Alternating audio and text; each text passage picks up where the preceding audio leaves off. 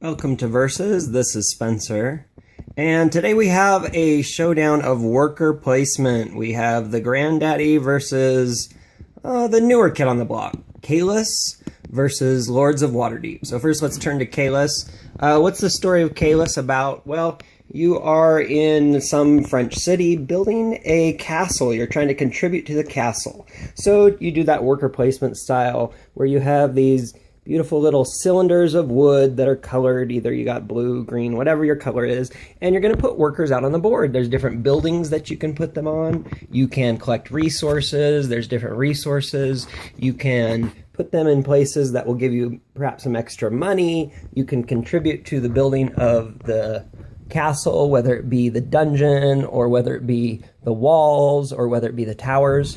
And you're during the course of the game, going back and forth and trying to do different things to activate buildings along the way. Now, one difference here in worker placement is when you put it on the building, you don't actually take the action associated with it. You wait until a different phase to actually activate, depending on wherever. Here we have two cylinders, again, lovely cylinders. Look at these great components. Here you have a bailiff and a provost. And the bailiff and the provost, I'll come back to that later in a comparison, but that's kind of an interesting way that we decide which workers get activated. So essentially here, if you put a worker on this building that should produce a gray cube, which is stone, then it may or may not happen. So we'll come back to that. That's kind of a brief overview of Caylus, Lords of Waterdeep, which many people know about. Themed fantasy theme. It does say Dungeons and Dragons. I don't know much about Dungeons and Dragons. I don't know the story of Waterdeep or any of these places.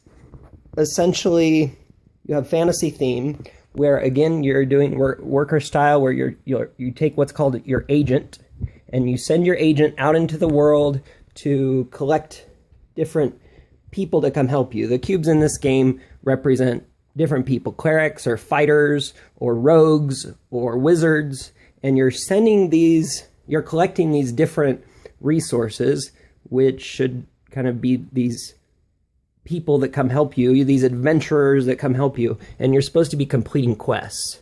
So for example, this quest, you have to turn in a certain amount of resources in order to complete the quest to get points. So in the end, you also have buildings, similar to what's shown over here are the buildings. And a big difference here is you have what are called intrigue cards, which lets you do different things based on whatever action you take. So why would I compare these two? Well, many people consider Lords of Waterdeep kind of to be Caylus light, where Caylus, being the granddaddy of worker placement, invented or designed much before Lords of Waterdeep, borrows heavily in many respects. And the answer to that is yes, it does, to a certain extent.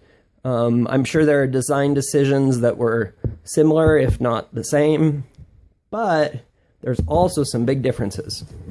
First of all, coming back to this, the provost and the bailiff. Not only is this a mechanic that gives you some interaction with the other players, because essentially if this piece, which is the provost, is behind any workers along this road, there's a road here that goes along, that you're building along. If ever that provost is behind a worker, then that worker is not activated. So it's kind of a take that, well, maybe not take that, but a type of interaction where, as a player, you can move this provost backwards in order so that whoever player put this action pawn on here would not be able to activate that.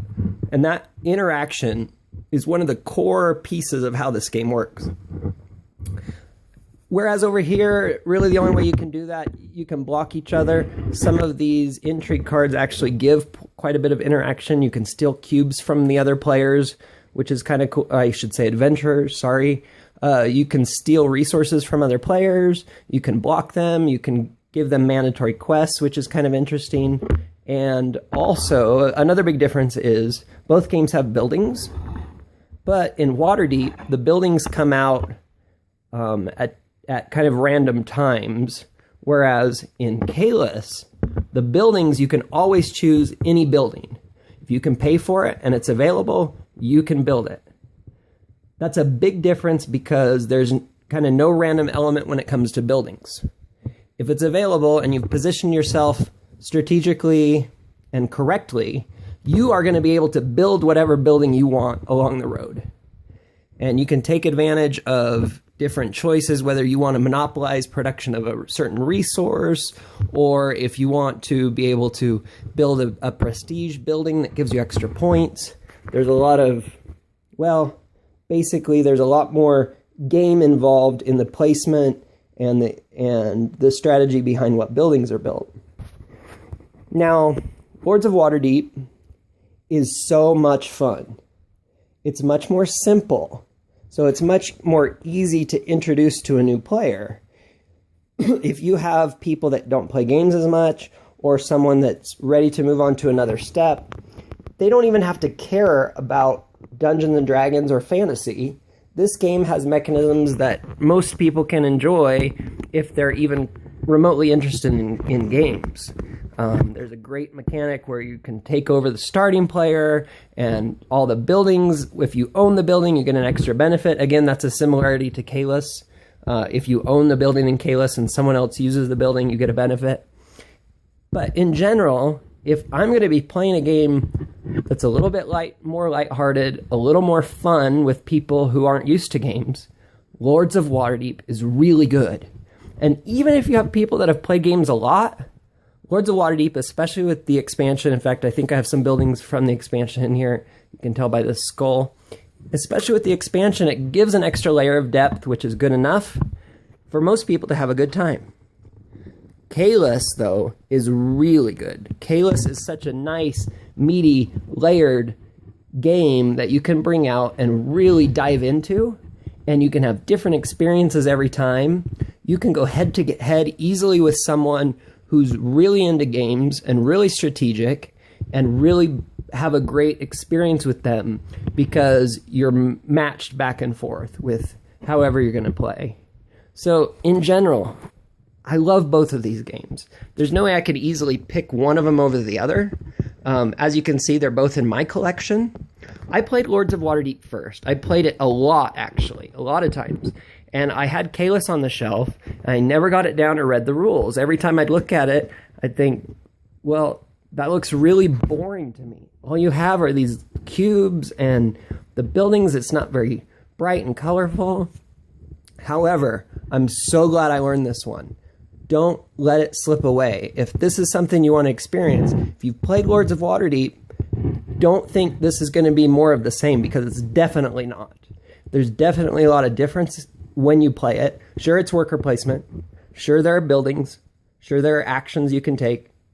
But it's so different, so much deeper. There's a place for both, but don't forget about Caylus if you're a Lords of Waterdeep fan. And that's kind of the comparison. I love both games, and I think you should play and maybe even own both of them. Thanks. Bye.